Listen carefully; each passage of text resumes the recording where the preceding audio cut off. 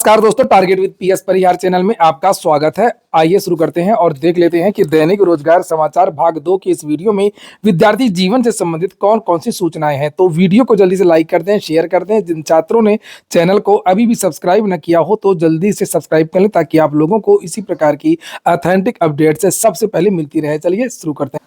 आगे बढ़ने से पहले एक सूचना है उन विद्यार्थियों के लिए जो विद्यार्थी एलटी ग्रेड शिक्षक भर्ती की तैयारी कर रहे हैं। वे सभी भर्ती चक्षु प्रकाशन की इस बेस्ट बुक को ले सकते हैं जिसे आप लोग यहाँ पर देख रहे हैं। एलटी ग्रेड का जो सिलेबस है, सारा का सारा सिलेबस इस बुक में कवर किया गया है। इसमें पूरा का पूरा समान अध्ययन का एचडी मटेरियल है। जो पेपर फर्स्ट में जीएस वाला भाग है उसकी बात हो रही है और इसी से संबंधित इस पुस्तक में आप लोगों को 1800 से ज्यादा बहुविकल्पी प्रश्न भी देखने को मिल जाएंगी। ये पुस्तक जितनी भी बुक्स हैं समान अध्ययन की एलटी ग्रेड की सबसे बेस्ट है और इसमें आप लोगों को उत्तर प्रदेश स्पेशल भी अलग से देखने को मिल जाएगा, प्रारंभिक गणित भी मिल जाएगी और इसी बुक में 2018-19 की जो परीक्षा थी उसका एक सॉल्व पेपर भी देखने को मिल जाएगा।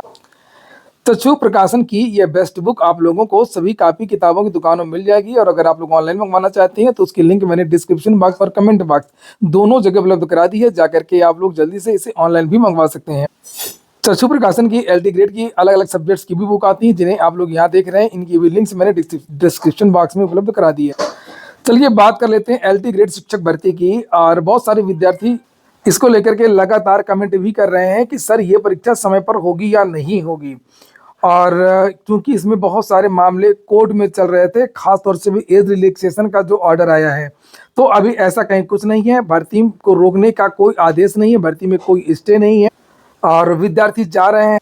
चूंकि कोर्ट ने कहा कि शासन इन विद्यार्थियों के ऊपर सहानुभूतिपूर्वक विचार करे और इनसे अनुमोदन ले, तो विद्यार्थी जाकर अनुमोदन देंगे। क्या होता क्या नहीं होता, अगर होना भी होगा तो भर्ती में कोई रोक नहीं है। जो जानकारी मिली है कि परीक्षा आपकी जो वो समय पर होने जा रही है। कुछ विद्यार्थियों को ये भी कहना था, कहीं से अफवाह उड़ रही थी कि परीक्षा केंद्र नहीं मिले हैं। अरे परीक्षा केंद्र कैसे नहीं मिलेंगे जब अलग अलग 15 विषय की सब्जेक्ट की पेपर की परीक्षा हो रही है। गणित का आज आप देख सकते हैं यहाँ पर, गणित और हिंदी ये एक दिन हो रही है, विज्ञान संस्कृत ये एक दिन हो रही है और 21 तारीख को गृह विज्ञान और वाणिज्य हो रहा है। इस तरीके से अलग अलग तारीखों में परीक्षाएं हो रही हैं, तो इसमें कोई दिक्कत ही नहीं है, कहीं कुछ कंफ्यूजन नहीं है। आप लोग परीक्षा की तैयारी करिए और इस तरह की खबरों को बिल्कुल मत देखिए।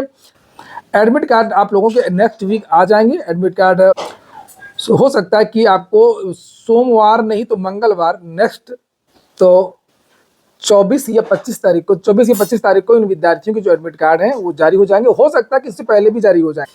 अब बात कर लेते हैं कि एक वर्षीय बीएड कोर्स फिर से लागू करने की तैयारी है। आज के ही पेपर की ये सूचना हिंदुस्तान समाचार पत्र है। आज का लिखा, एक वर्षीय बीएड में 6 महीने का इंटर्नशिप अनिवार्य होगा, उसमें बदलाव होगा। चूंकि अब जो जिन विद्यार्थियों को टीचर बनना है उनके लिए आईटीईपी कोर्स शुरू हो रहा है जो इंटर के बाद करना होगा और वो 3 तरीके का होगा। इसके बारे में मैं पहले भी बता चुका था कि प्राथमिक शिक्षक भर्ती के लिए अलग आईटीईपी होगा और जो माध्यमिक के जो विद्यार्थी टीचर बनना चाहते हैं, ये जूनियर या माध्यमिक के, उनके लिए अलग आईटीईपी कोर्स होगा और जो हायर के शिक्षक बनेंगे उनके लिए अलग आईटीईपी कोर्स होगा।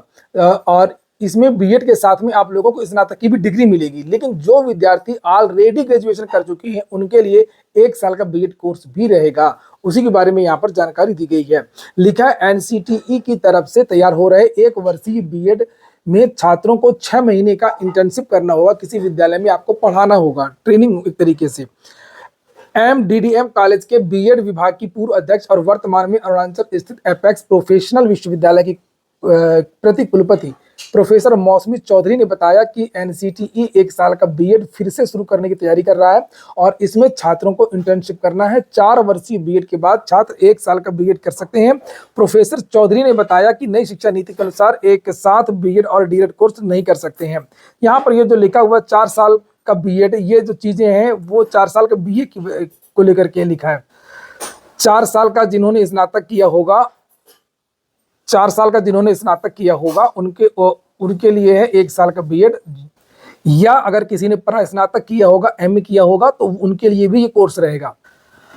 अगली सूचना है आईटीआई लखनऊ में रोजगार मेला। अब बात करते हैं आउटसोर्सिंग भर्तियों की, संविदा भर्तियों की बात कर लेते हैं। तो अभी राजकीय आईटीआई में रोजगार मेला कल 200 पदों पर होगी भर्ती।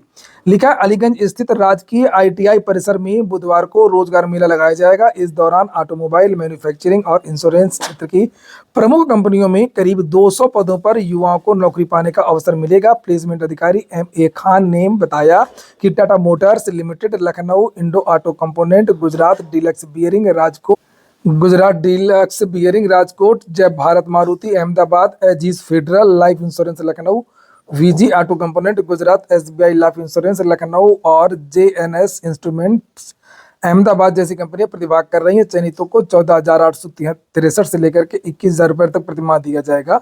और ये योग्यता वगैरह लिखी हुई है, high school, intermediate, ITI diploma या स्नातक है।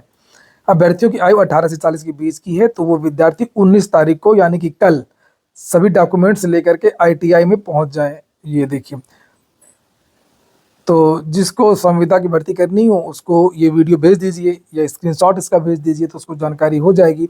अब हम बात करेंगे कहाँ कहाँ से आंगनबाड़ी की और भर्तियाँ आ गई हैं। माध्यम से सभी भर्तियों के बारे में आप लोगों को जानकारी दी जाती है। तो ये आंगनबाड़ी भर्ती भी है, बहुत सारे लोगों को ये भर्ती की भी आवश्यकता है। तो देखिए, 2 प्रकार के पद हैं, एक आंगनबाड़ी कार्यकर्त्री का पद है और एक ये है सहायिका का पद। और प्रदेश के जितने भी 75 जिले हैं, सभी जिलों में ये भर्तियां चल रही हैं। अभी ये इसके लिए विज्ञापन 6 नवंबर से शुरू हुए, कहीं पर 6 नवंबर को जारी हुआ, कहीं पर 7 नवंबर को, कहीं पर 8 को, कहीं पर 10 को, कहीं पर 11 नवंबर को। और लगभग सभी जिलों में अभी किसी की भी अंतिम तारीख समाप्त नहीं हुई है। और हालांकि कुछ जनपदों में अभी विज्ञापन नहीं आया है। मैंने आपको वो थंबनेल में लिख ही दिया है कि लगभग 52 जिलों से 52 जिलों से वैकेंसी आ चुकी है, खासतौर से सहायिका की। इस बार जो ये सेकेंड फेज की वैकेंसी आई है आंगनबाड़ी कार्यकर्त्री और सहायिका की, इसमें ज्यादा पद सहायिका के हैं। आंगनबाड़ी कार्यकर्त्री की भर्ती एक बार हो चुकी है पिछले साल, इसलिए उसमें पद कम है, लेकिन फिर भी कुछ जिलों में है। आप देख सकते हैं यहाँ पर जहाँ जहाँ से भर्ती आई है, जैसे ये हापुड़ से आंगनबाड़ी की भर्ती आई है, अमरोहा से आंगनबाड़ी भर्ती, ललितपुर, प्रतापगढ़, सिद्धार्थनगर, औरैया।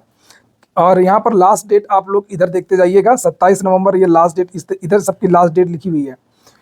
गोंडा की लास्ट डेट 28 नवंबर है, देवरिया की लास्ट डेट 30 नवंबर है, बागपत की लास्ट डेट 30 नवंबर है, सीतापुर की लास्ट डेट 1 दिसंबर है, लखीमपुर की लास्ट डेट 1 दिसंबर है, गाजियाबाद की लास्ट डेट 2 दिसंबर है, महोबा की लास्ट डेट 2 दिसंबर है, गौतम बुद्ध से भी भर्ती आ गई आंगनबाड़ी की, 3 दिसंबर लास्ट डेट है, अम्बेडकर नगर की 2 तारीख है, यहाँ पर लिखा हुआ है। चंदौली की आंगनबाड़ी विज्ञप्ति देख सकते हैं आप लोग 3 दिसंबर है, बलरामपुर की 3 दिसंबर, संभल की भर्ती, संभल से भी भर्ती आ गई है, 6 दिसंबर है लास्ट डेट, बुलंदशहर से भी भर्ती आ गई है 4 दिसंबर, आगरा से भी भर्ती आ चुकी है, 3 दिसंबर लास्ट डेट है। बरेली के जो लोग हैं उनको आप लोग जानकारी दे सकते हैं, बरेली से भी वैकेंसी आ गई है, लास्ट डेट 5 दिसंबर है। मऊ से भी वैकेंसी आ गई है, 6 दिसंबर मऊ की लास्ट डेट है। चित्रकूट से भी वैकेंसी आ गई है, चित्रकूट की लास्ट डेट 6 दिसंबर है। सोनभद्र से भी वैकेंसी आ गई है, 8 दिसंबर है। बस्ती से भी आंगनबाड़ी भर्ती आ गई है, 8 दिसंबर यहाँ की लास्ट डेट है। फर्रुखाबाद से भी भर्ती आ गई है, 8 दिसंबर यहाँ की भी लास्ट डेट।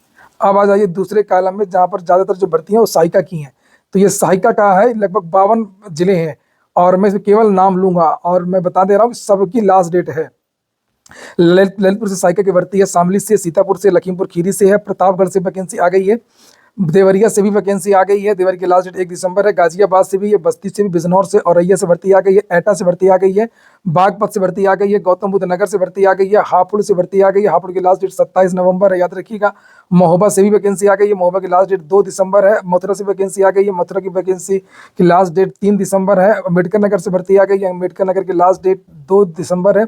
अलीगढ़ से वैकेंसी आ गई है, अलीगढ़ की लास्ट डेट यहाँ पर देख सकते हैं 3 दिसंबर है। पीलीभीत से वैकेंसी, चंदौली से, गोंडा से, गोरखपुर, झांसी, भदोही, आजमगढ़, मेरठ, वाराणसी, सोनभद्र, महाराजगंज, रामपुर, आगरा, फर्रुखाबाद, संभल, मिर्जापुर, बुलंदशहर, जौनपुर से वैकेंसी आ गई है। मऊ, मैनपुरी, सहारनपुर से वैकेंसी चल रही है, कानपुर नगर से वैकेंसी चल रही है, बहराइच से भी वैकेंसी आ गई है, शाहजहांपुर से भी वैकेंसी चल रही है आंगनबाड़ी सहायिका की। और इनमें सब में लगभग 1,000 पद हैं। शाहजहांपुर के बाद में बांदा से भी वैकेंसी आ गई है, कुशीनगर से वैकेंसी आ गई है, बाराबंकी से वैकेंसी है, कन्नौज से, फतेहपुर, चित्रकूट, मुरादाबाद, बलिया से सहायिका की भर्ती है, हरदोई से सहायिका की भर्ती है, मुजफ्फरनगर से सहायिका की भर्ती है और जालौन से भी सहायिका की भर्ती है। 18 से 35 की आयु मांगी गई है। और ये हो गया आज का वीडियो आपको अच्छा लगा हो, कोई काम का हो तो लाइक कर दें। जिन छात्रों ने चैनल को सब्सक्राइब न किया हो सब्सक्राइब कर लें। पूरा वीडियो सुनने के लिए बहुत बहुत धन्यवाद।